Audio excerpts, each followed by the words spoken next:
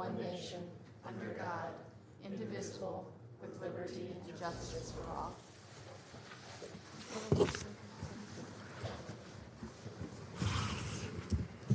Unfortunately, Hal is ill today, so that is why I'm sitting in what is usually Hal's spot, and I will run the meeting.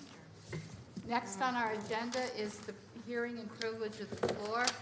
If anyone would like to address the board, please remember that we ask that you give us your name and address so that we can get back to you if we need to. And please remember that this is a time for your comments and suggestions. It is not a question and answer period. Is there anyone here this evening who would like to address the board? All right, seeing no one, I will close the privilege and hearing of the floor, and we will go on to our first presentation. Every 5 years, the state requires that we do a building condition survey, and ours has just been done. And Alistair will be giving us the presentation on this position.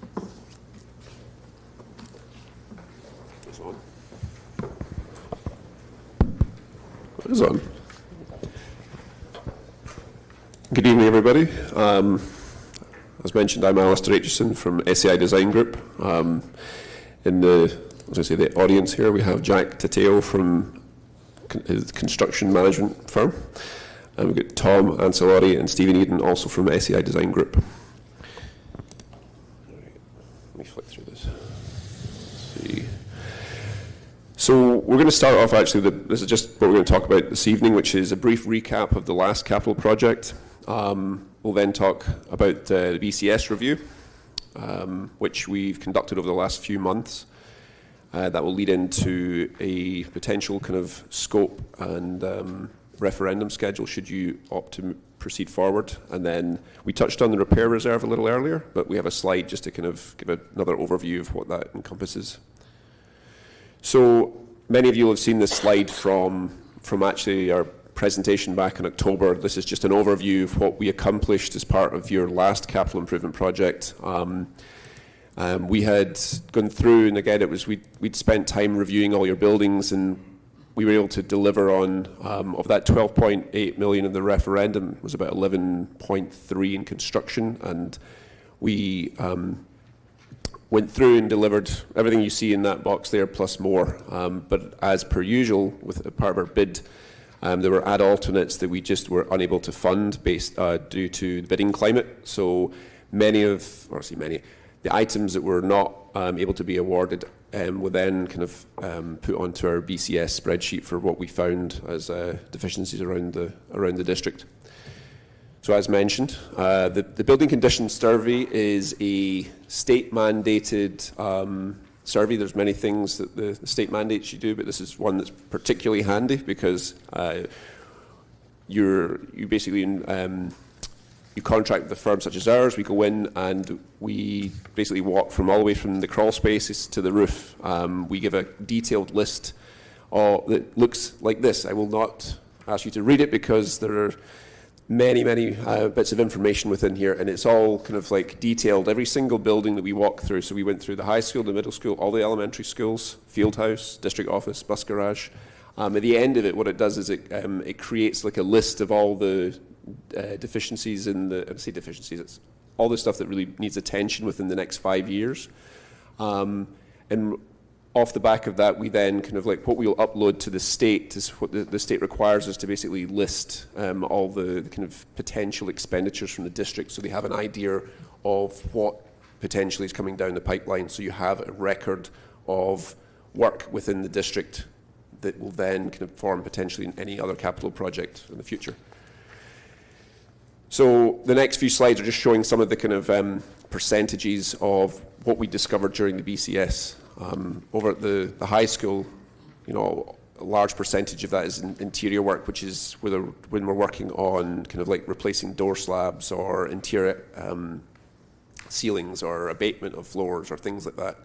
I won't go into too much detail with this, but you can see like just in the high school alone, there's about $20 million worth of work that we found.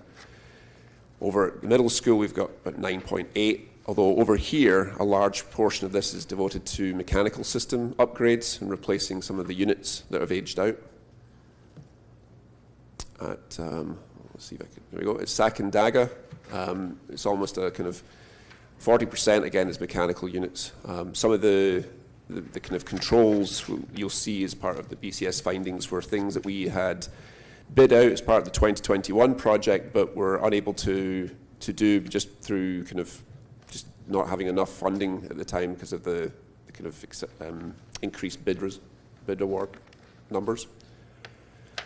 Over at Glenwarden is just a shade over 4 million. Again, there's work, a lot of the kind of corridor classroom doors are currently kind of what you would say are grandfathered in, but they're, if you were rebuilding or doing anything to the school with the classrooms, you'd have to replace the doors and the hardware.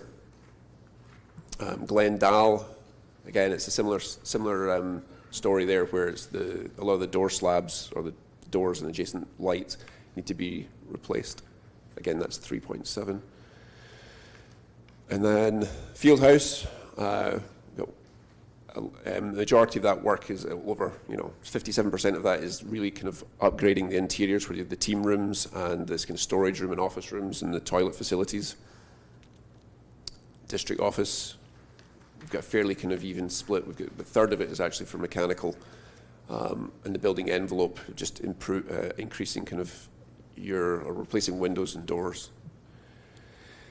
And last but not least, the bus garage, which has, it's a large percentage here, but that's kind of skewed because we did also look at potentially, if you were to do interior renovations versus actually replacing the bus garage in full. So that number is a little bit off. In total, really, you're looking at about, we discovered about $66.5 million worth of work in the district. We've worked over the last few months with Drew and his team, which is Dennis Cooper and Peter Zwack, to kind of define what the priorities of that. So you really list priorities 1 through 5, and priority 1 is really stuff that needs to be addressed in the very near future. Some of the mechanical systems or mechanical units within the district, Pete's finding difficulty finding parts for them, so he's keeping them running, but it's again something that becomes a higher kind of like a more of a critical thing to address. So we looked at if we were to approach it. I think Drew had recommended that to go out with a zero tax impact project, you'd be looking around about $12.5 million, which is about $11 million in construction. So based on that, we were able to look down through the high priority items, and this is a list of them just now. But you'll see throughout all the buildings we'll show like a secure vestibule. It's one of the items that was highlighted kind of early on as improving kind of school safety. Typically, we look to see kind of like 3 points of entry into a building where you go through you have an A photon outside, which allows you then so the first door is your first point, you go into secure vestibule is your second point, and then your credentials are checked, and then the third point is to be able to get into the main building. Over here within the high school, we've talked about the stair treads, and a lot of the areas are worn. We're looking to replace those. Some of the kind of air handling units we'd replace. Indeed, the sanitary piping is something that is also, it's not particularly attractive, but it's one of these things that needs to be done because if it goes, then you know. And then also looking at some of the concrete sidewalk along Scotia-Glenville Road, which incidentally I think that was in some of the scope work as part of the 2018 project. Again, through funding, it's just something that was not awarded at the time. Middle school here, we have toilet room renovations. We had earmarked as being a high priority, which was at the front near the main office. We've got, within here, for instance, we've got some of the kind of wall finishes behind me and addressing the ceiling track. And also the gym rooftop unit is another instance of something that was left over from our 2021 project. Lincoln, it's actually one of the largest components of the project. You'll see it's about just over 40% of the total project cost. If you recall, in the 2021 capital improvement project, we replaced the heating system over at Glenwarden, which required us to replace the boilers, but also we do a lot of the kind of fin tube that runs along the window wall, so we're replacing kind of casework and the kind of the cubbies along there. We'd be addressing the same thing at Lincoln, whereby they're removing the old steam system and replacing it with a hot water system. In addition to that, there's obviously a lot of this classroom work along that window wall where we have to replace casework. And then, of course, adding kind of secure vestibule there. Glendale, a lot of works has happened at Glendale and Glenwarden recently, which is what you're seeing, kind of like lower numbers there. But again, we're going to be approaching kind of like the secure vestibule and also some mechanical systems as well. And then the last two, we've got 1.7 million allocated right now to Sacandaga, because we're going to be looking at, again, addressing the controls that we've been unable to get in the last project, and then looking at replacing the utility transformer. Similar to what we're doing at Glenwarden, you really want to get the old National Grid transformers out of the building and outside just for serviceability. If the transformer fails in your building, then it's on your cost. But if you can get it outside the building, then it's on National Grid, and it's also safer as well. And then, so in a nutshell, basically, of the 12.5 million of that's being recommended by Drew, that's to sort of break down the large items are the secure vestibules throughout the district. Mechanical plumbing upgrades is about a fifth of it, and then this heating system is 38%, so about a third. Your projected state building aid for next year is 76.6, which is down from this year, but as you'll see with the kind of the budget, that's across the board. We base it on assumed of the building scope that we've got there, the project scope. About 95% of it would be state aid eligible. Of course, it's over a 15-year amortization. And then click forward to the next one.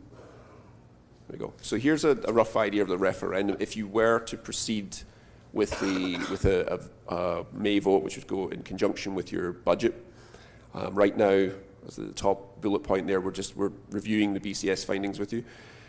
Next month, if you were to agree to proceed, or if you voted to proceed, we would look to start the seeker process, and also we would establish the referendum date. And then March into April involves us kind of having public meetings, explaining the scope in greater detail as we start to kind of narrow down exactly what the project entails. And then we'd have the vote in May. There's a rough idea. If the vote was to be successful, we target about roughly about 5 months for project design. It's an aggressive, accelerated time frame. But what it allows us to do is to get into SED before the end of the year. Right now, the kind of review times have actually gone up. I don't know if you're aware, but the third-party review process was eliminated because they felt they'd got on top of the review times. They'd managed to get them back down to the days of old where it was 10 to 12 weeks.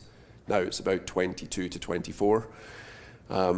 So in order to be able to get out of SED with approval and get on the street, we'd have to be in about October, thereabouts.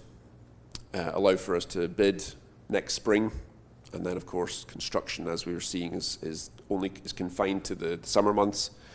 You got about 45 days each month, which is, that's where Jack really enjoys his summers, because it's long days with a lot of construction. So anyway, as I mentioned earlier, this is we had a open public session earlier this evening to talk about this repair reserve project. The majority, as you see in the kind of grey and light grey, is all the parking lot and bus loop with new kind of concrete sidewalks, and that entryway that leads up to the main building would also have new concrete. In the event that we also work around, in the event that we did, as part of the project, we're doing secure vestibule with the improvement project. If that was to happen, then of course we'd adjust quite how much concrete we're removing in the front portion, but that's all, subject to approval. And that's it in a nutshell.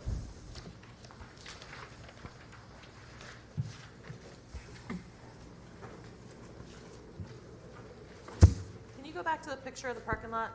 Thank you. So you're just talking about within the black lines is the work, correct? Yes. So what cuts off to the right is the access road to Warden Road, and then you'll see the sort of the black line that kind of sort of runs from the sidewalk to the side of the building down to where the senior living centre access road is. So everything to the, well, in this picture to the left, all the filled in kind of light grey and lighter grey. Thank you. Is there any questions that anyone has that they would like to ask Alistair? Alistair, if we are fortunate enough to bring forward a proposition this May, and it's successful, you know I fully support vestibules, secure vestibules for each of the schools. Will the work that's done at Glen Warden as part of the reserve project have any impact if I realize this is like 3 years out, if we are. No. I mean, it really depends on where. So we want to kind of like, if we create a secure vestibule, if we do it within your existing vestibule, say if we were to do it, if we find out there's a way to make it safe and still have access to maybe form an opening through that into the main office, it doesn't impact the concrete beyond the exterior doors, so therefore we would pour all the way up to the doors. If it transpires that we need more room for clearances, then we look at the possibility of maybe building out like a secure vestibule underneath the awning or underneath that covered area. In that instance, we would excavate out and we have to go down with a frost wall about 4 feet. So at that point, I would say, you know, we'd have to stage and just determine where exactly we're doing the concrete, and perhaps, you know, it gets rolled into the repair reserve part of that work. Not quite sure. Basically put the foundation in. Yeah. In anticipation. And any sort of like joints between the concrete slabs where if we wanted to, you know, remove. Thank you. Oh, Will this presentation be put online? yes. I mean, the fortunate thing is, I mean, as you know, the last few years with Glen Warden, we had the kind of relocation of the light pole. So there's asphalt infill there. We're still in the process of getting the transformer up and running. So it's a patchwork. You know? Right now. Yes. Thank you. And yes, anything that you folks have is posted online. Great, thanks. Any other questions? Okay, thank you very much, All Alistair. right. Thank you. Thanks, guys. One thing I would like to say is for some of you who are new on the board, what we have tried to do in the past is every time one project finishes, we put another small project on and do it so that there's no increase to the taxpayer. So the money that was finishing off this project that we've just finished would then go over to the next project so that the public would not see an increase. And that's why we've been doing the smaller projects instead of doing the whole kit and caboodle at one time, huge amounts that would cause lots of increase for the taxpayer. We do it this way, and that way we can keep up with what needs to be done, but do it without hitting the taxpayer in the pocket. So basically, what happens here is we structured our debt and our project so that as debt falls off, we can bring another project on, and that's why there's no impact on the increases to taxes, because debt's coming off as new debt's coming on from a project. And it's usually 3 years between projects, between you have voter approval and construction's finished, the final cost report. So we started this in 2011, an $11.8 million project. 2015, we did a $15.4 million project. 2018, a $14 million project. In 2021, we did a $12.8 million project. In between there were two smaller energy performance contracts of $2.1 million and $1.3 million. So we've kept that momentum going and kept our taxes steady or not going up because of it. If we don't do this, and you don't have to do this, then your next project would be 3 to 4 years out and probably be $40 million. And we're looking at now, Niskayuna is going out for $50 million for another project. Schenectady's got 10 years at $300 million that they're going to be doing. So it's good for us to keep the momentum going to avoid that big spike of going out with a $50 million project. It seems to work better for the community. And so this project seems like it's a little bit less than the last project, the estimate? Just the way it works out. Yeah. Yep. Yeah, the projects are based on this building survey, so Mhm. what needs to be done and what needs to be done immediately as opposed to what can wait. Anybody other questions on this topic at the moment? All right. Thank you, gentlemen. Appreciate you being here. Next, we have a second presentation this evening, and this is on our secondary course offerings. And we have Marissa Gordon and Matthew Hubble and Mark McCarthy and Mr. Cosmer and Mr. Bednarik here today to talk to us about course offerings and where we stand. And I'll let you. All right. Hello, everyone. I'm Marissa Gordon. I'm the academic head for English and Social Studies for grades 6 through 12. I will let my colleagues introduce themselves as we move along, but just one quick note before we jump into our presentation. You will notice throughout the slides that we have included some course offerings that have to do with our fine arts department.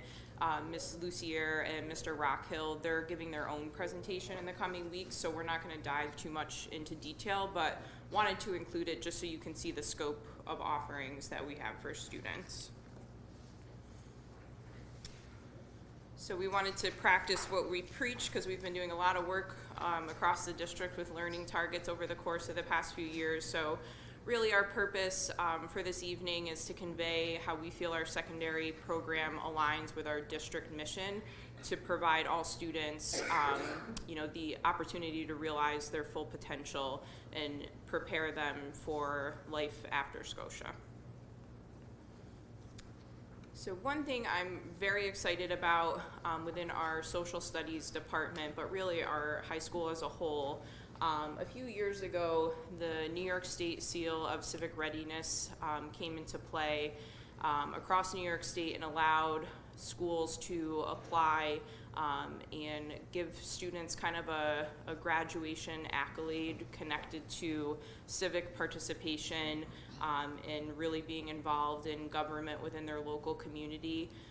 So I'm excited to announce that we are putting the final stages of our application together to submit to the state hopefully next month. And really what this entails is students taking a course their senior year that I kind of explain it as our participation in government course, which is a requirement for students. It's that course, but in action.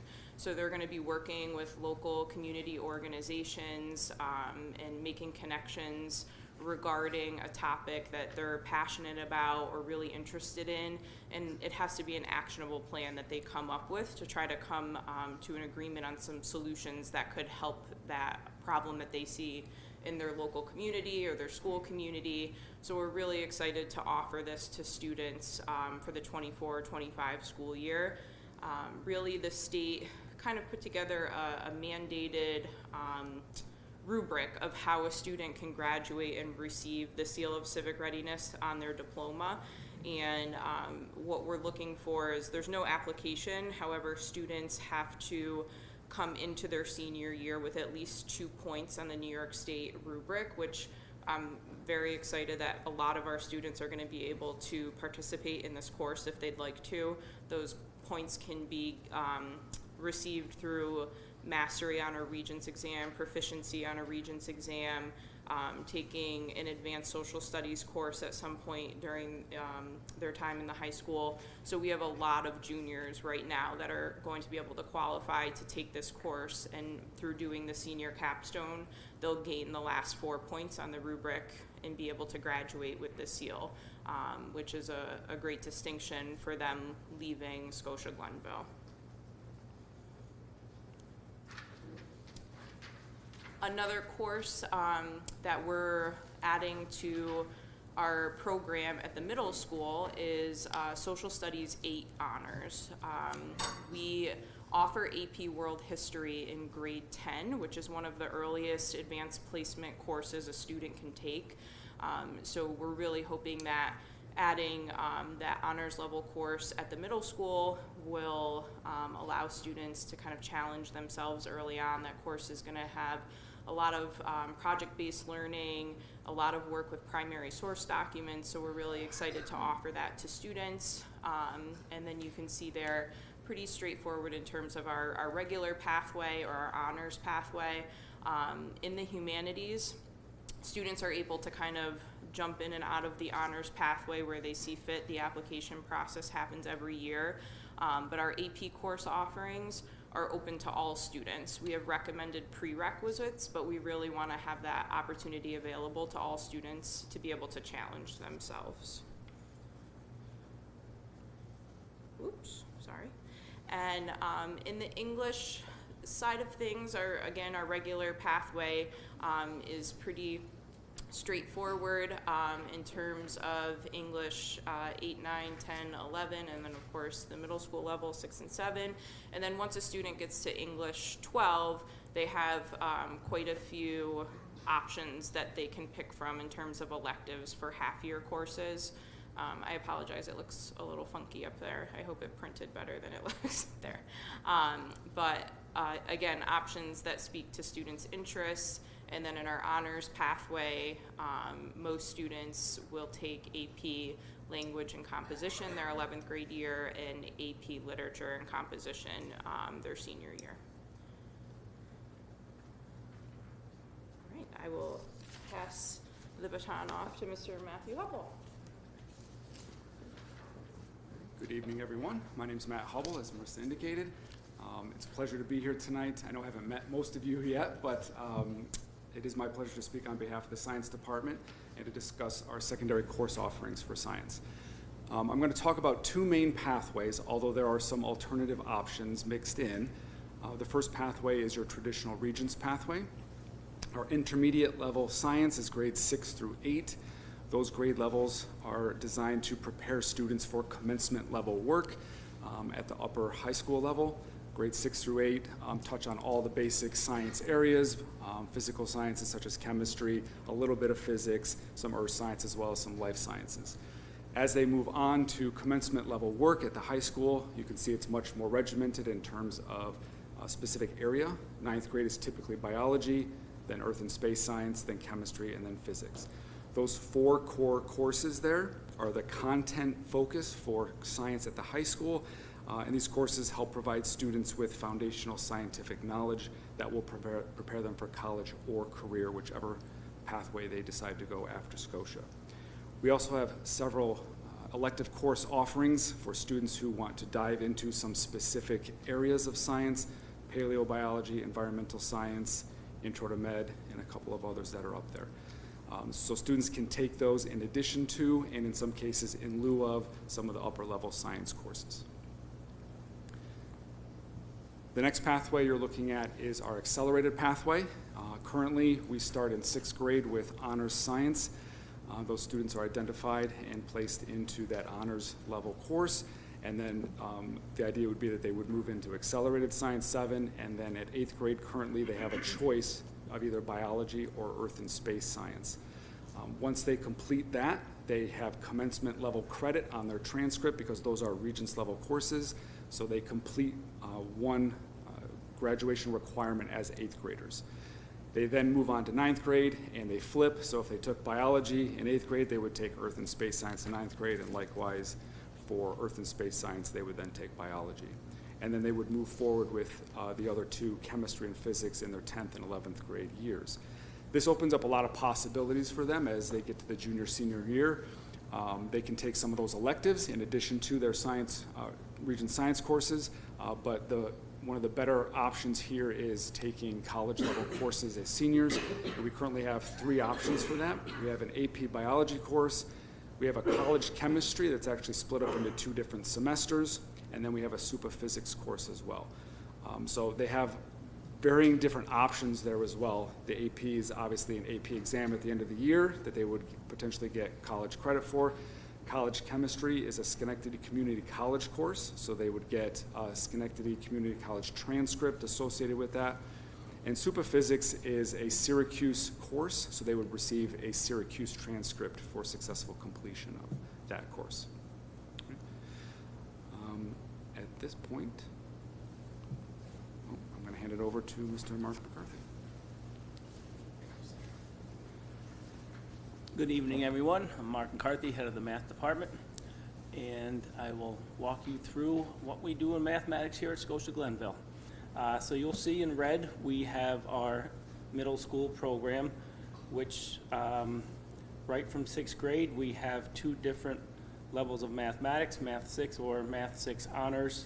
We work with the elementary buildings to try to determine what students might be best served from an honors program in 6th grade, which makes it slightly different than the Math 6 program. And we work forward into 7th and 8th grade math. You'll see that in 8th grade, our accelerated students who went into accelerated 7 would take Math 7 and Math 8 in 7th grade, and then Algebra 1, which is a Regents course in 8th grade, allowing them multiple opportunities as they get to the high school. When we get our students to the high school, you can see how they have multiple options depending on their level when they come in as a 9th grader. And you can put arrows from Algebra 1 to Geometry Part 1 or all over the map. It's just, as I said at the 8th grade parent night a few weeks ago, there are several options.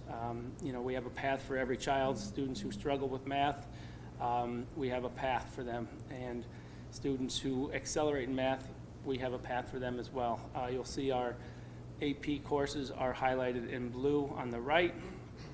We have both calculus courses, our computer science, which is 2 different courses.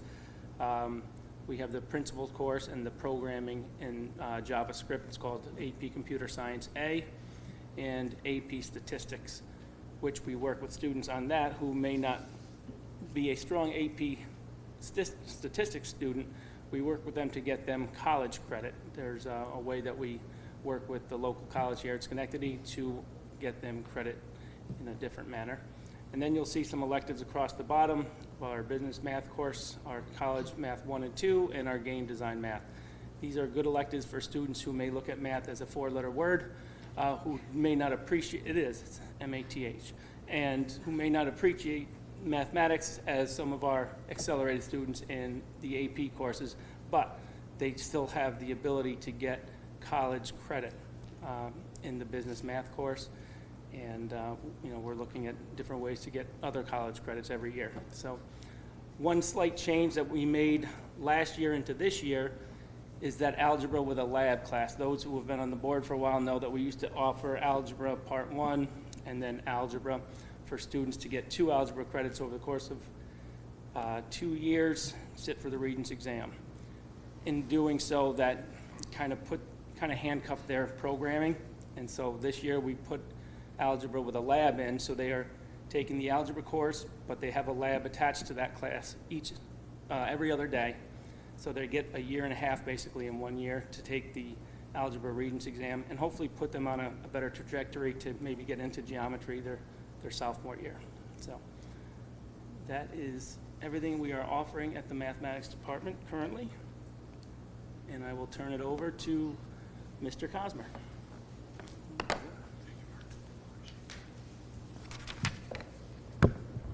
Good evening, Board of Ed. I'm Bob Cosmer, I'm the middle school principal, and I'm going to piggyback a little bit off of my academic colleagues that went before me, but and also Mrs. Magel and Mr. Piccone a couple weeks ago gave you a presentation on the special education program in the district and certainly at the middle school, and talked to you about the offerings as well in that respect. So you heard about the 4 core, ELA, Math, Science, and Social Studies, and the honors progression for those folks that are on that track. I want to talk to you as well, because you need to know a holistic picture as well. I want to talk to you a little bit first before I start talking about the encore sections classes. I want to talk to you a little bit about our AIS services that we offer here at the middle school. AIS being Academic Intervention Services. And it's a little different in 6th grade than it is in 7th and 8th.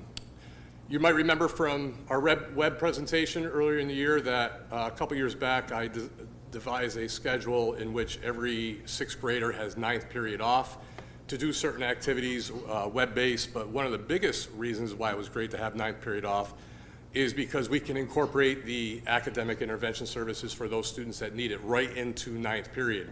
And what does that look like for a 6th grader? Well, they have direct access to their teachers every day, period 9. And that could be for lesson reteaching, it could be for homework help, it could be for organization. And it certainly could be for things like you'll see there, I know it's kind of blurry up there, but on the right-hand side there, underneath the school, you'll see coordinate plane line dancing. So it'll take a concept in mathematics, and it'll put it in a different light, and we'll go down to the gym, and we'll put something into practice that'll also reinforce the topic that's taught in the classroom. Last year, when we were talking about Greek mythology, we had the Greek Olympics. I played Zeus, but you won't see a picture of that up there today. I was able to get rid of that picture quick. All right, so in grades 7 and 8, excuse me, I'm sorry, I'm not done with 6 yet. We also have the ability to enroll 6th graders in co-taught classes where students get the benefit of 2 teachers within a section. You also have iReady that we can run in 9th period as well. And iReady is really a computer-based program which can really focus on an individual student's skills or deficits of those skills. So if a student in math is having difficulty with something like dividing fractions or an ELA with reading for text evidence from a passage, iReady can hone in on those skills, and you can assign lessons, our AIS teachers can assign lessons to those students that they can then work on up in the fishbowl or computer lab in 9th period. In 7th and 8th grade, a lot of those same things apply. You have co-taught classes that I described. You have iReady that I just described. And you also have something called SAIL. We love our acronyms, obviously, in education, and SAIL stands for Students Active in Learning. And what that looks like is that we take our 7th and 8th grade students that would qualify for this program up to about 15. You don't want to overload it, but up to about 15 students per grade level. And you remove a study hall and you add in what's called a SAIL tutorial. And then those SAIL tutorials are run by 2 veteran teaching assistants, Pam DePietro for 8th grade and Diana Myers, who does 7th grade. And they really act as not only a liaison between home and school, but they can work with students in making sure that they are organized, that they have their daily homework all ready to go, that if they need help with any type of certain concept, they can certainly be liaison to the teachers as well. And they have their own specific homerooms with their students as well that they do daily morning check-ins. So I just wanted to give you kind of the 200-foot view of AIS services here at the middle school, because I think it is important that you understand what we do here at the middle school. All right, let's see. All right. So now I'm talking about some of our encore classes at the middle school, and you'll see a lot of times I put on their state mandate because you heard about the core classes. I call them encore classes. They're not elective classes. They're mandates from the state. In health, there is a half year or 0.50 state mandate, and how that works on a middle school schedule, we are AB day schedule here. So all 6th and 7th graders participate in a 10-week program, which equates over to a 20 weeks when it meets every other day. So for a semester, 10 weeks is a quarter, a semester is 20 weeks, it meets every other day. So it's 6th and 7th grade students to get health, and that program is obviously focused on wellness, making healthy choices.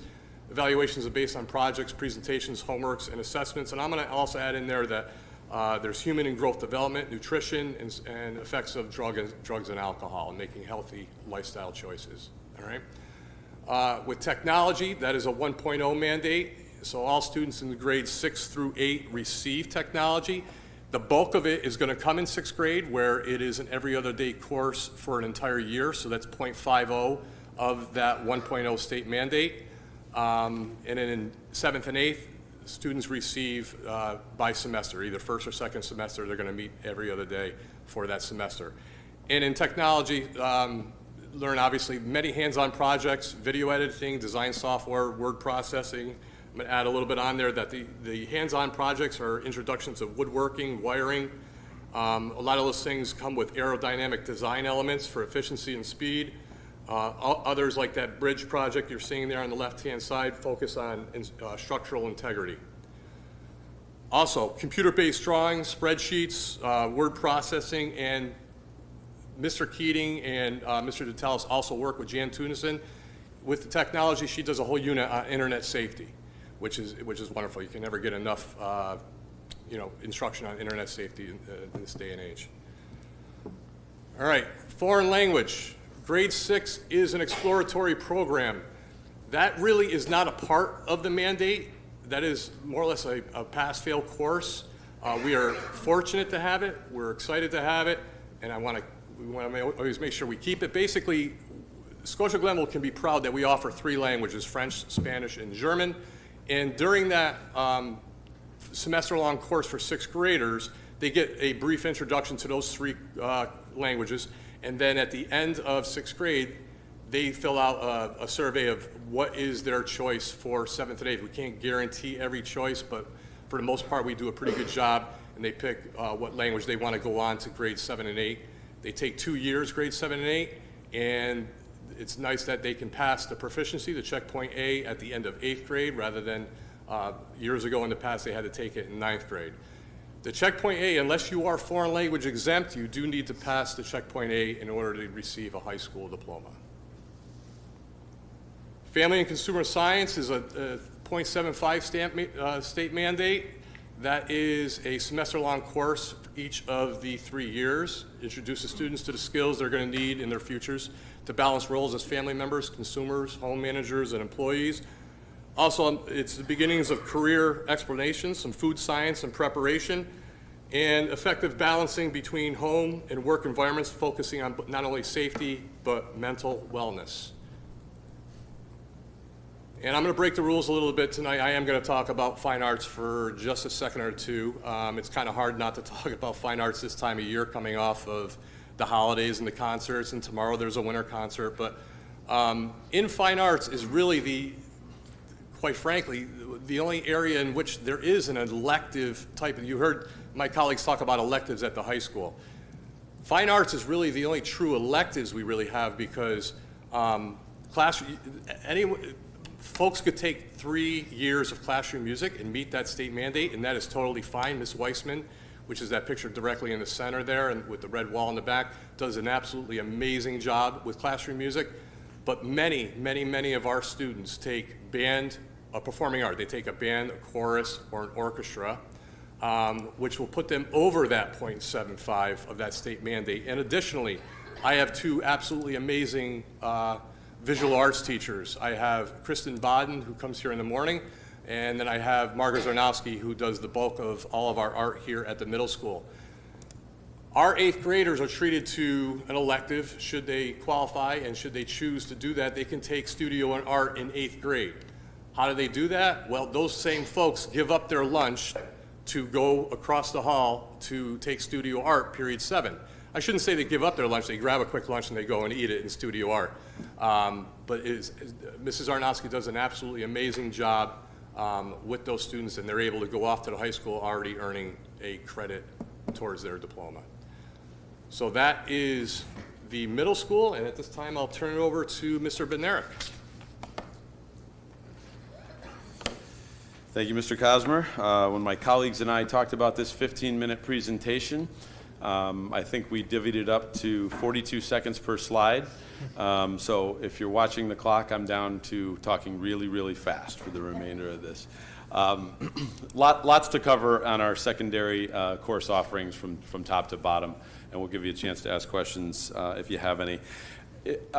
Anyone who knows me knows that I love to talk about graduation, and I also love to keep graduation in my mind throughout the year. So when we are building program plans and when we're making decisions about what we're going to do with our programming at the high school, we sort of like to engineer it just like you would a classroom lesson by design backwards from that culmination point of graduation. And the high school has multiple pathways and programs which become increasingly more customizable as students go through their high school years from grades 9 to 12. They have more choice as they move through their high school career, and a lot of structures and supports built in place to foster student success. So you've already heard from the academic heads about the progressions in the 4 core areas of math, science, English, and social studies. I put this slide in front of you to give you an idea of kind of the wide array of additional courses that are offered and various other customizable pathways that exist. Students are required to earn 22 credits in order to graduate from high school in New York State. Most of our students here at Scotia-Glenville earn far more than those required 22. After those required credits in the 4 core areas, which you heard about, they can build their pathway from this list that you see here. Physical education isn't mentioned up here. Again, you'll hear more about physical education and fine arts on March 25th, hopefully. But physical education is a course that is required. 2 credits are required in high school, and that occurs by half a credit a semester all the way through a student's high school career. If you look at the fine arts category, as Mr. Cosmer said, our fine arts department is a great source of pride for us here at Scotia-Glenville. Additionally to the courses that you see there, we have lots of opportunities for enrichment through groups like the Choraleers, the Tartones, our chamber orchestra, the drum line, the pep band. There are many, many opportunities where students in those classes and who are just interested in the various arts are able to go deeper. In the Family and Consumer Science Department, that's FACS, we like our abbreviations as Bob said. The FACS and the Tech Department offers a mix of full year and half year courses. You can see them listed there. We've got a couple of new ones just in recent years, like our stage design and construction course. Business also offers a wide variety of subjects and half and full year courses. And one of the things I'm also very proud of as you look at this list is kind of the integration across course areas. So you saw on one of the previous slides a food science class that's also listed. It's a science credit. It's also listed in our Family and Consumer Sciences department. The business math course is in the business department and math. Stage design kind of crosses over with technology and fine arts. And the design and drawing for production in technology and the fashion, housing, and design classes in the Family Consumer Science department both satisfy the fine arts requirement for students in the high school. To talk just a minute about our language department, this is another area of great pride for us in Scotia-Glenville. We have 2 unique things, I think, or distinctive aspects to our language program. One is that we do offer still 3 full languages, Spanish, French, and German. The reason you don't see the full progression of German listed on the slide there is that a number of years ago we had challenges finding a German teacher, and so we have a couple of cohorts that are not currently enrolled with German, but by the end of next year we'll be back to having German at every one of the 3 levels in the high school plus college. So I'll explain that in just a second. But additionally, we have 3 levels of language in our high school program, which is a unique Scotia-Glenville attribute. So as you heard Mr. Cosmer said, most of our students will complete 8th grade with their Checkpoint A exam passed. That's their first high school credit that's required. And then students who are on a path to earn an advanced Regents designation on their diploma will take 3 more levels. That's the B1, B2, B3. That could be in French, that could be in Spanish, and as I said, shortly, soon, again, it'll be also in German. And some of our students who have accelerated get the opportunity to take up to 2 levels of college coursework in each of those languages. Speaking of college, we have a wide variety of college in the high school course offerings, and they come through a variety of different universities. Primarily Schenectady County Community College. Our teachers become qualified as teachers of college courses in all of the ones that you see there. With the exception of the ones that say SUPA, that stands for Syracuse University Project Advance. There are 2 SUPA courses at the high school. One is in accounting and the other is in physics. Likewise, our teachers become qualified teachers for Syracuse University. And any of these college courses, when students achieve a passing score, they receive a college transcript from that university. So there's a lot of opportunity here.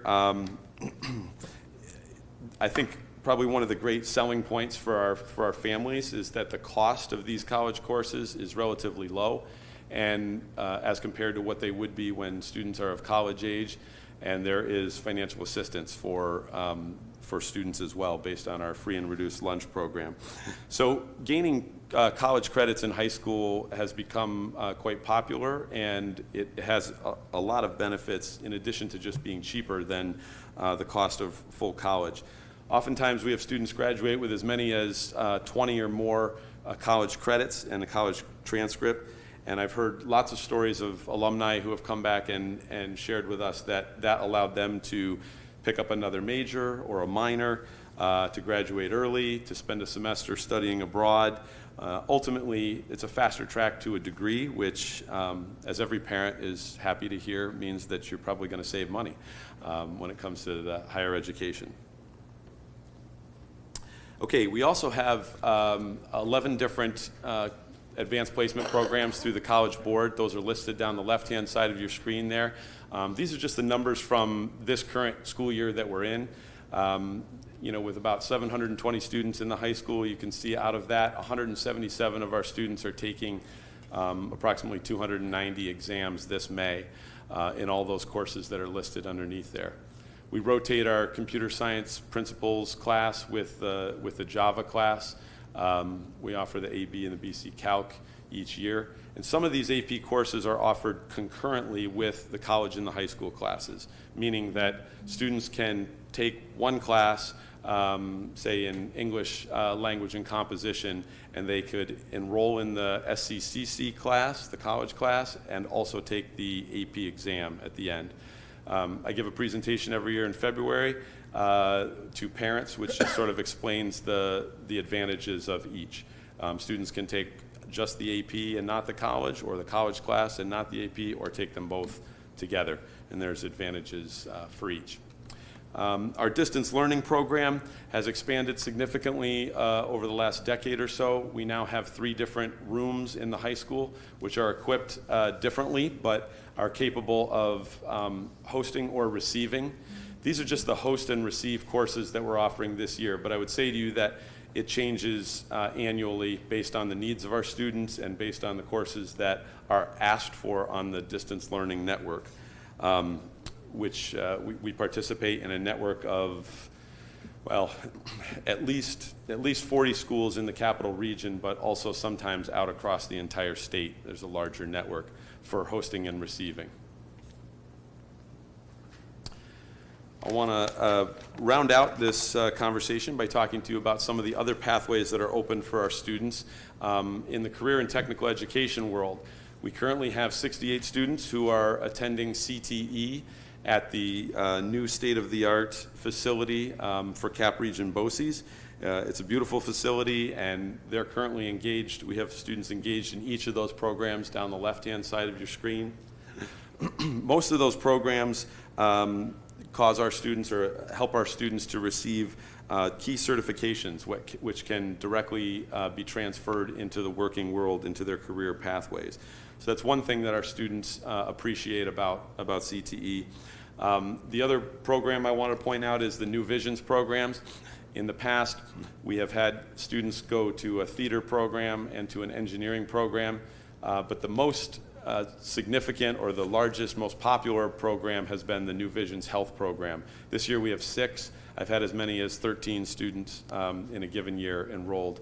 Students get really high-level firsthand experience in the healthcare field. They shadow along with doctors and nurses, and they have like real clinical experience with that program, and there's it's a criteria for entry. So we've been fortunate to have many of our Scotia-Glenville students selected for that. Finally, I described our the programs that we offer, or the courses, I should say, that we offer in credit recovery.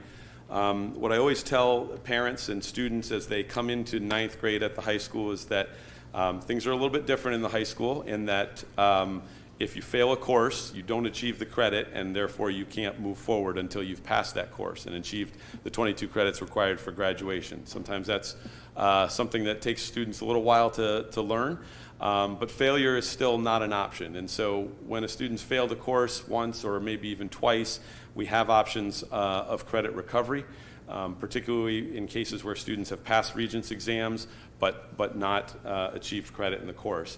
And these are online learning opportunities through one of our labs where students are able to ultimately receive credit. The other thing that I would say in terms of looking down the road for us is that one of my goals is to work to establish an alternate education program that would kind of coincide with our Apex credit recovery. We have a number of students for whom that sort of stalling out happens. 9th, 10th grade is usually where we see it the most. And the traditional form of education is difficult for them to be able to continue to progress through high school. And if a student fails English or algebra in their 9th grade year, it's a significant indicator that they won't be able to be successful on a 4-year graduation timeline. And so we're working on some ideas. I have an intern who's working with me right now on pitching some ideas about an internal alternate education program for our school. And, as I said, backwards by design, this is the ultimate goal. For our students to ultimately be equipped with the skills that they need to be successful, to be well-rounded. I view our work at the high school as truly community building. We have many graduates that stay in Scotia-Glenville community after they have graduated or come back to us after they've gone through some college and entered the workforce. And so I think one of the greatest ways we can build the strength of our community is by building strong students here. And we look forward to every June at Proctor's when they get to walk down those aisles and hear the bagpipes and the drums. So that concludes my presentation, and I think we will open it up for questions if you have questions for me or any of my colleagues.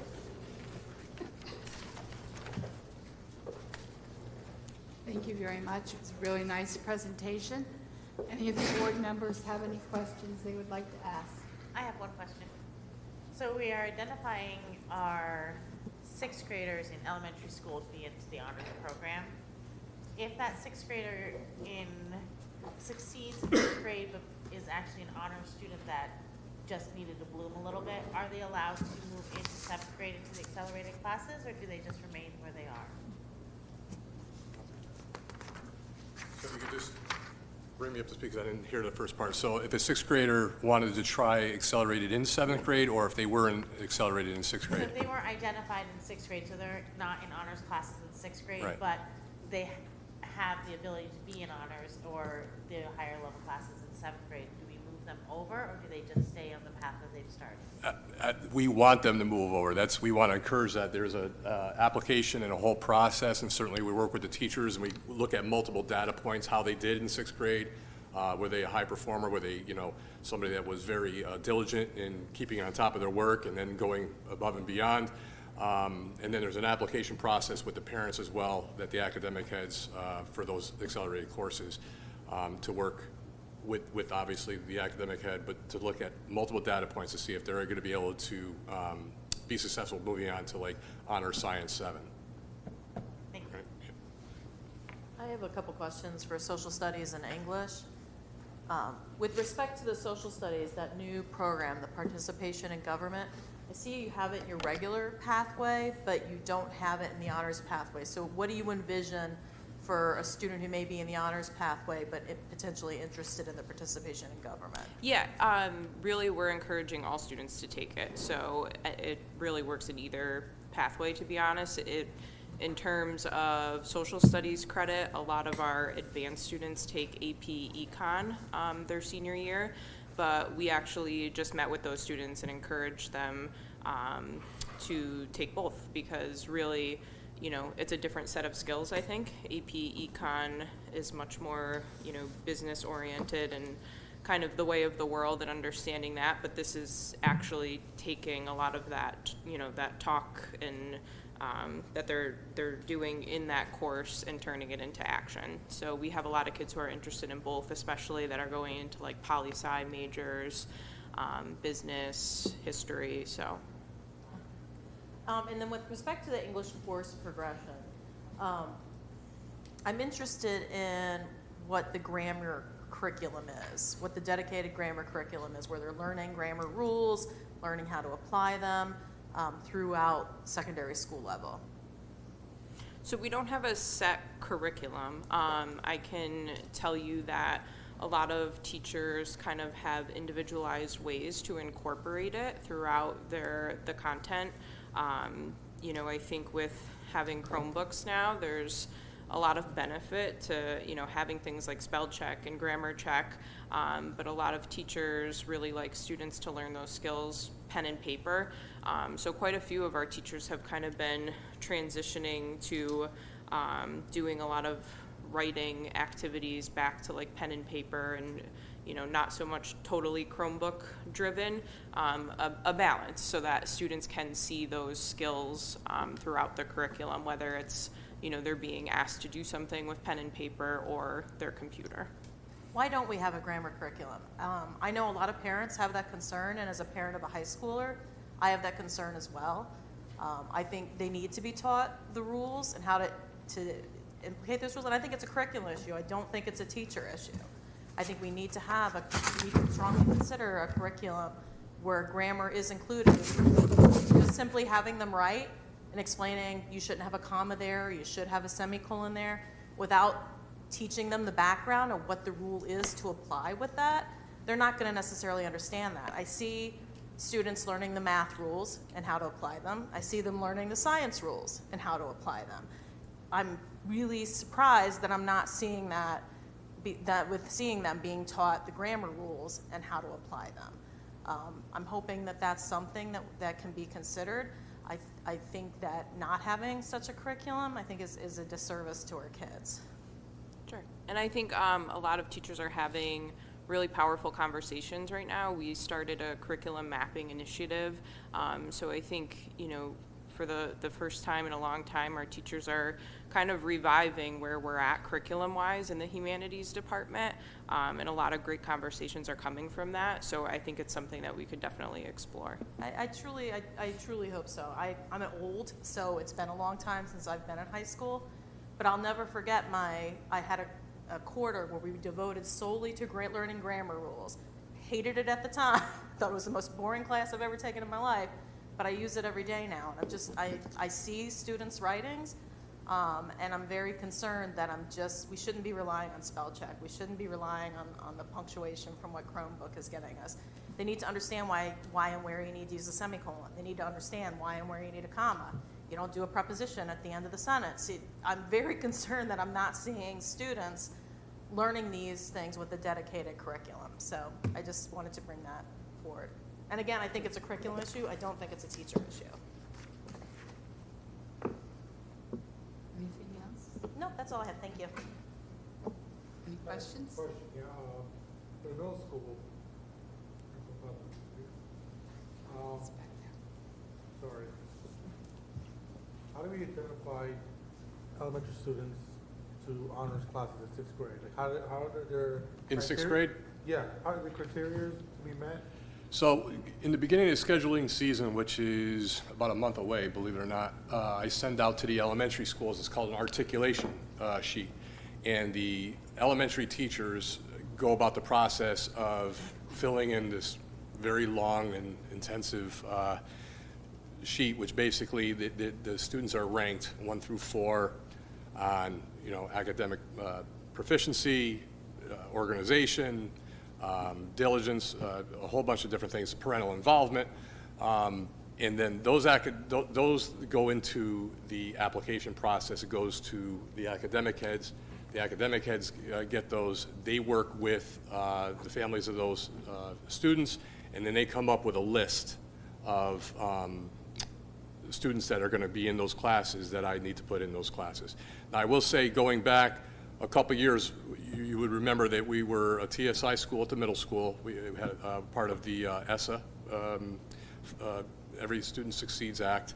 And one of the things that came out of a lot of those focus groups is to really try and open up those accelerated and advanced courses in 6th grade. Give students a shot. If they're coming up at a 3, and we don't want to just look at all the 4s, there might be some 3s in there that we can push them to get into that 4 range.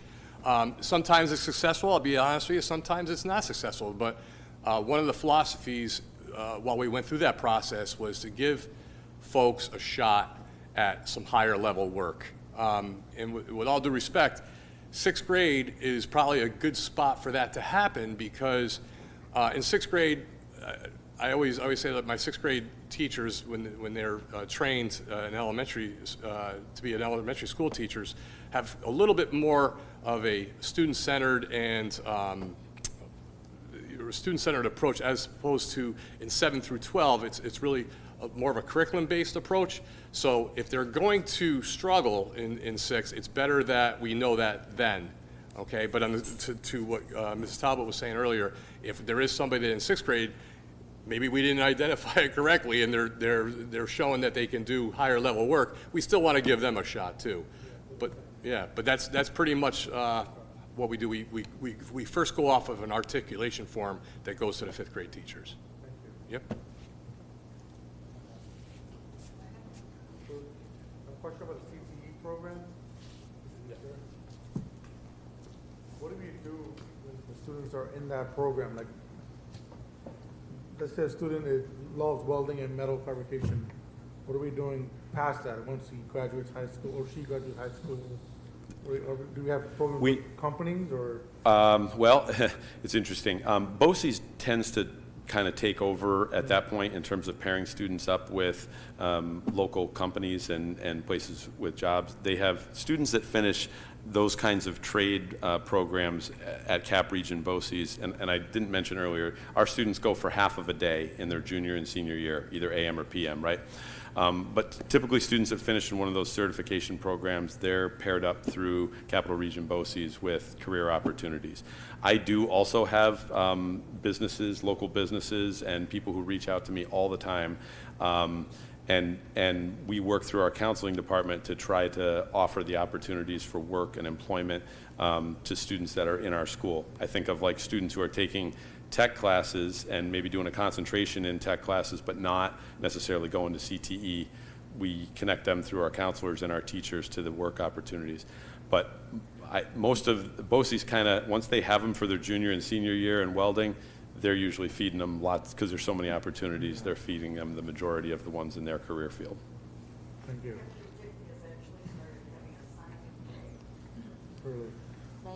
Yeah, yeah, it's like your typical college signing day, but for students that are signing with companies. The room was packed when we were there last year, administrators and teachers. Yeah, it's pretty neat. Thank you. Yeah. And I'll say the BOCES program is a great program, but they're taking that avenue, that, that style, because they really do sit with the parents and talk about career opportunities and give them, their certificates, and it's pretty in-depth, and the work that they do is absolutely amazing. Like, especially the welding program, we had a young lady who was phenomenal, and just, the stuff that she came out learning was absolutely amazing. So I think that, that BOCES program is a great pathway for some of our students who are not going to go the typical path. Yeah. Emily, any questions? I have no questions from me. Well, thank you very much. We really appreciate you coming and spending time with us tonight and going over the secondary course offerings and giving us a good picture of what our secondary program is like. So thank you again.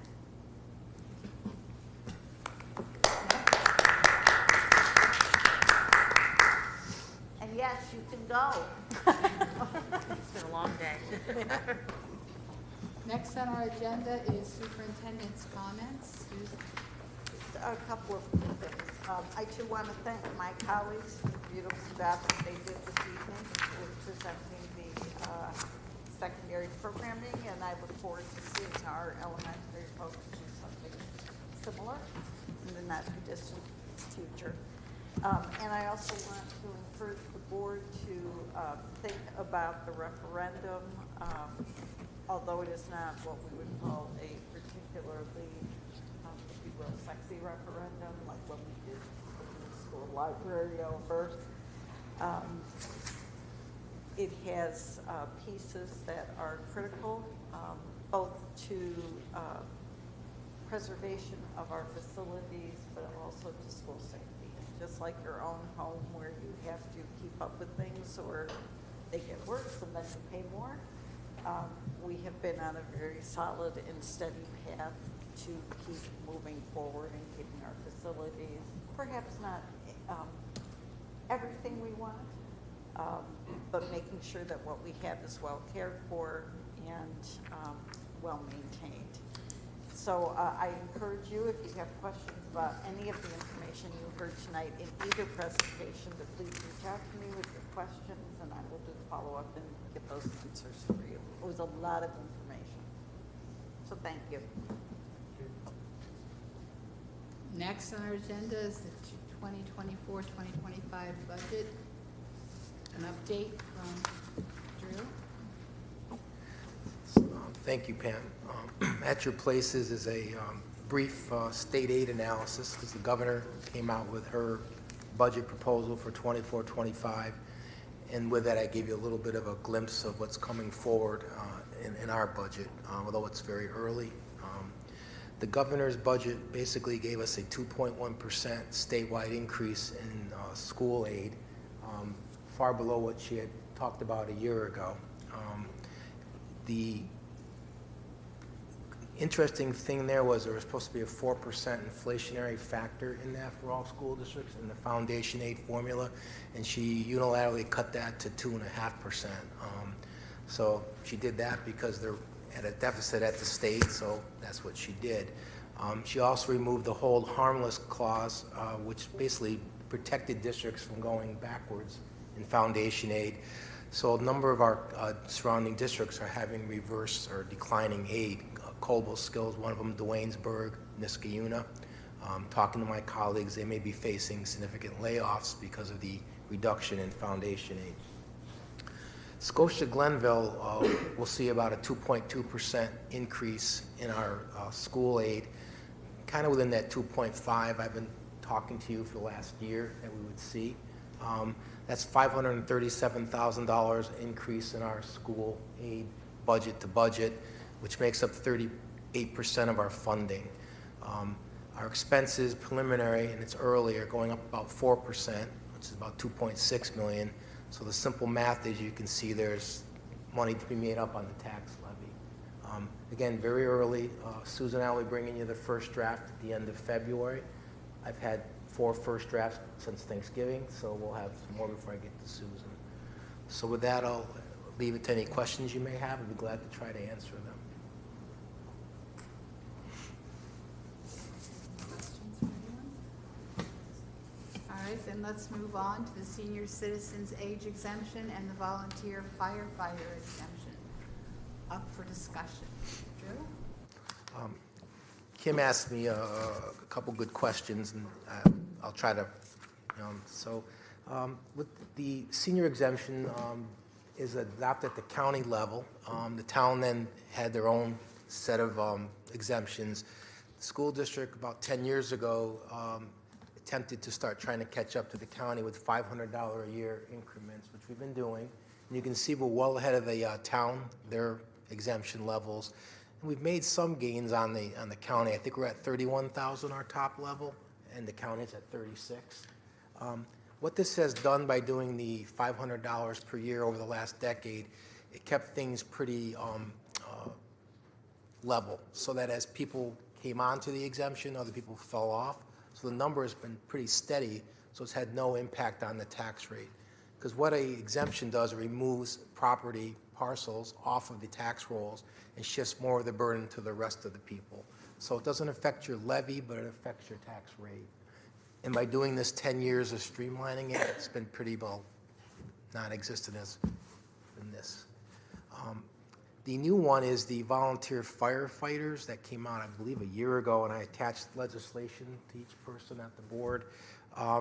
The town enacted it last year, or this current year, and had 30 people that were eligible for it. They don't have the numbers yet of the impact because it's still coming from the state, but 30 is not a big number, so that's why I brought it forward to the board. I recommend that we get into this. It's a annual certification that's required of the fire district commissioner to make sure someone meets the qualifications. That's on the fire district, then it goes to the town. The town does the vetting, and then it makes it as a reduction on your tax roll. So I brought both of them to your attention today. The reason I bring it to your attention now is because then we need to have a public hearing, 2 separate ones, so that the people who are qualified can then go to the town and fill out the paperwork and get it on for the March 1st deadline. So that's why you have it today, so you could ask questions and.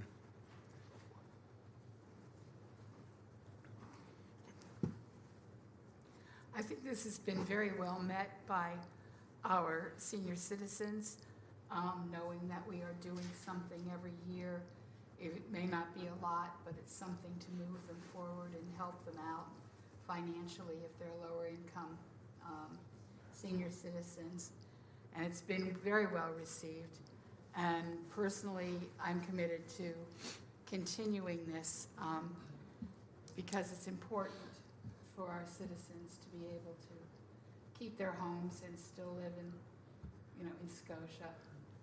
I don't know a whole lot about the firefighters extension. I don't know how people feel. We haven't talked about that one. So let's start off, if you don't mind, with just some reactions to the senior citizen, and then we'll move on to the firefighters. So Kim, what's your reaction with the senior citizens exemption? I just want to confirm with Drew, you're not having any expectation of the senior citizen exemption affecting our budget, even in light of the state, what we learned about with respect to state funds and all of that. It won't affect the tax levy, which is the revenue. That's the amount you generate from the community for taxes.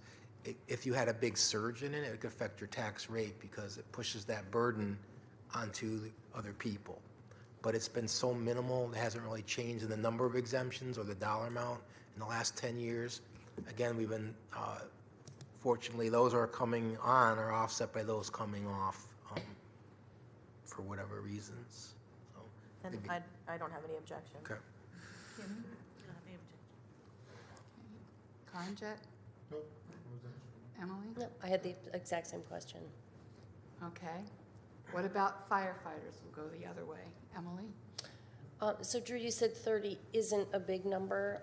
I'm just curious if there are other areas that have, what would be considered a big number?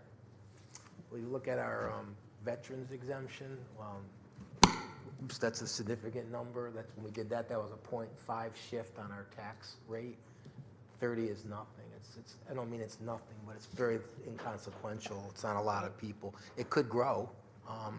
But again, they have to have 2 years of as a volunteer, and every year they got to certify and meet certain qualifications. So, And they have to apply for it. have to apply for it. So much like the senior exemption, I'm sure there are some people who choose not to take advantage. Given that they're having trouble recruiting, as you know, the village was in the paper looking for 5 firefighters. They can't find them. Maybe this will help get people to come into this. So again, if we needed $100 of taxes, you're still going to get your $100 of taxes. It's just from less taxable property. That's what an exemption does. It removes that property from the tax rolls or a portion of it. So it would increase the tax rate. But at year 1, you won't see it. It's not with 30 people. You won't see it. And this is a 10% exemption? 10% of their property, yep. Conjet? Well, again, I've heard about this exemption coming out recently, or a year or two ago. It's to kind of persuade people to volunteer more, jump on board. There's a lack of staffing, and like you said, 20, 30 is not much right now, but year 5, year 6, we don't know how big it'll get. But as of right now, There was no issue with it for me. Kimmy? Two questions. One, is there a vote every year, or if we vote for this to happen one time, it's always going to be existence? It just is a matter of how much, or do we re-vote? When I say we, I mean the board. Does the board re-vote each year? It's good forever. It's like the veterans. We did it once. We don't come back with it. We can come back and do a different tier for the veterans, which we haven't done. This is the only tier I'm aware of, and it's new. But to answer your question, I don't believe there's a retraction that you can pull it off. Okay, so it's one, if we vote on it this year, then it is what it is. And do you have the same about lack of concern with respect to its effect on the budget as you did with respect to the senior citizen? To the points that are being made, I don't know the data. Like when the veterans came out, we had data from other communities that were in first. No such data exists from the state yet. So I don't know if that 30 becomes 60 and what the assessed value, like if say Kim does it and she's a volunteer fireman and she owned I don't know. She may have a huge property and her 10% is a lot more than my 10%. So I can't answer you. It's tough. It's kind of nebulous in that way. So, I mean, for right now, we say we're just using the number 30. Yep. If all of a sudden it ends up being, 200 people, whatever, then that's a concern we may have down the road, Could. correct? You could. All right, so I don't have an objection to having a public hearing. I don't know what my decision will be from that point on. Okay. Thanks. All right, so we're all okay with the public hearings, and then we will vote on it later in February. Nope. Anything else you need from us on this? No, Drew? thank you. Okay. Thanks, Drew. You're All welcome. right. Now we have the physical projection for the second quarter. I need a motion to accept this projection. I'll move to accept the second physical projection for 2023-2024. Okay, do I have a second? I'll second. Okay. Drew, is there anything else that you would like to add on this? What I'm projecting is some of the expenses, we took a little bit of a backwards movement on it. So we're now at 3.83% favorable. I think it was closer to 4 last projection, but we've had a series of leave of absences where we're paying that person to be out, and then we call it double parking, where we have to have a sub or someone in there, and it is what it is, but that wasn't known last time. The revenue, though, has had an uptick. Interest income continues to be a fortuitous gain for us. The rates are holding at 5%. So we've allowed to pick up some more revenue. So our projected surplus is now up to $3.3 million. My objective is to get us to 4, so we replenish what we're going to use to balance the budget. We're continuing to ride out the rough transportation. 4 out-of-district runs have put us about $300,000 over budget in that line. Again, my first time in 20 years that I'm on budget in transportation. I'm usually under budget. So we're monitoring it, doing what we can, but that's something to keep my eye on. And prescription drugs, we're running a deficit on our self-funded. I'm going to have to put some money into that. So I'll monitor that, but I do think we have a good fortuitous chance of hitting our financial objectives. And I kind of outlined that in the write-up. Anybody have any questions on this? All in favor of the acceptance? Aye. Aye. Any opposed? Any abstentions? Okay, next we have a resolution to authorize the use of the repair reserve funds for the parking areas at Glen Warden. We had this in the discussion earlier this evening. Any questions on this? Can I have the motion? I'll motion to authorize the use of repair reserve funds for Glen Warden. Thank you, Kimmy. A second? I'll second. Thank you, Jeff. All in favor? Aye. Aye. Any opposed? 11 and 12 are 2 resolutions to increase the debt service reserve funds from different areas. Can I have a motion to accept these resolutions? I'll make a motion that we accept both resolutions 11 and 12, the increase in debt service reserve funds as submitted. Thank you. Second? I'll second. Thank you, Kimmy. Any questions? I had a question. Go ahead. Is this a common thing we do. We kind of move, obviously makes sense to move money around, but usually in this sense, we usually move money from undesignated fund to a different fund to fund something else. That comment, I guess. So, Kim had asked a question too on this. So when you have a capital project, it goes into a fund called the capital fund or the H fund, and that's where the all the expenditures for the project fall under. And when you permanently finance it, the bond, that revenue goes in there too. So it's in a different fund, and you bring it back either to the general fund when you're done with it, or you can put it into a debt service reserve. Debt service reserve by statute is to be used to pay the corresponding debt that was related to that capital project. So in these cases, the 2015 and 2018, we underspent, which is good, and we also got additional revenue from interest income and bond premiums when we financed it. So that becomes additional revenue. You can't spend the additional revenue, but you can put it into a reserve to help pay off the bonds and mitigate the impact on the taxpayer. So the other option is you bring it to the general fund and it goes into the black hole and goes into fund balance. I elect to recommend we go into a reserve. It's worked well for me when we had a 2002 bond where the aid fell off and we had debt. So we used the reserve to pay the debt off with no impact on the taxpayers. So we don't intend to underspend, but we get all the work done, then we're going to have that excess money go back to a reserve and pay off the bonds. So, Thank you. You're welcome. Any other questions? So the statute requires it's either the general fund or the debt service reserve fund? So I just couldn't take any money and put in debt reserve. It's got to be related to that project. So Okay, so we couldn't, the reason I was asking is because we're going to be lowering the repair reserve funds pretty significantly. So actually it's going to be less than what's currently in the debt service reserve fund. So that's why I was wondering, would we have a choice to maybe put it in there versus the debt service reserve fund?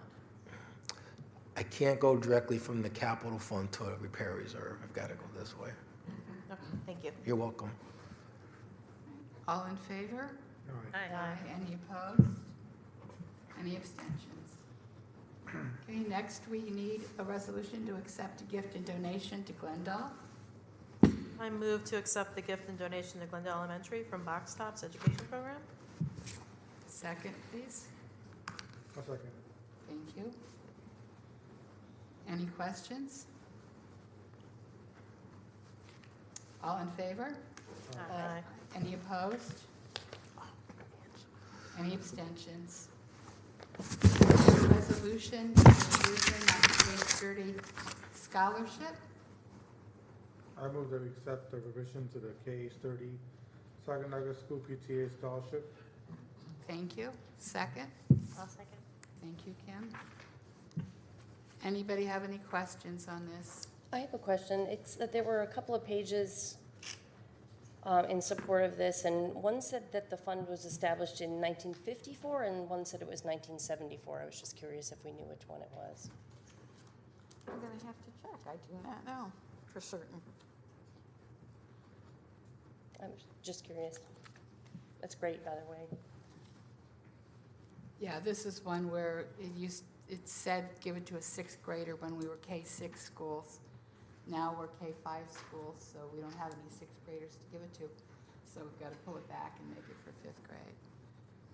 I did notice it also went down from 2 years to 1 year, having to be in Scotia-Glenville. I didn't know if Susan, if you were told why they made that decision? No. The folks who create the scholarships give us the guidance about the way they'd like the money handled, but I don't have any specific reasons for that.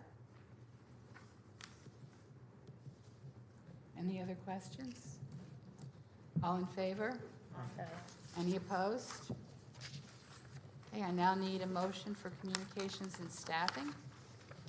I'll motion move communications staffing 1 through 6 and placement of children with disabilities. Second. I'll second it. Thank you. Any questions on communications staffing or placement of children with disabilities? I had a question. Staffing 5. Is that a typical rate for that type of level of certification? Yes, Okay. it's based upon her time in the field, working in the specific position we're looking for. Obviously, she's been there for a while in that position, or not position, but Yes, she's actually coming to us with over 20 years of, okay. All right, thank you. you're welcome. And I would just like to note that the preschool packet here on the placements has some CSE mixed in with the CPSE.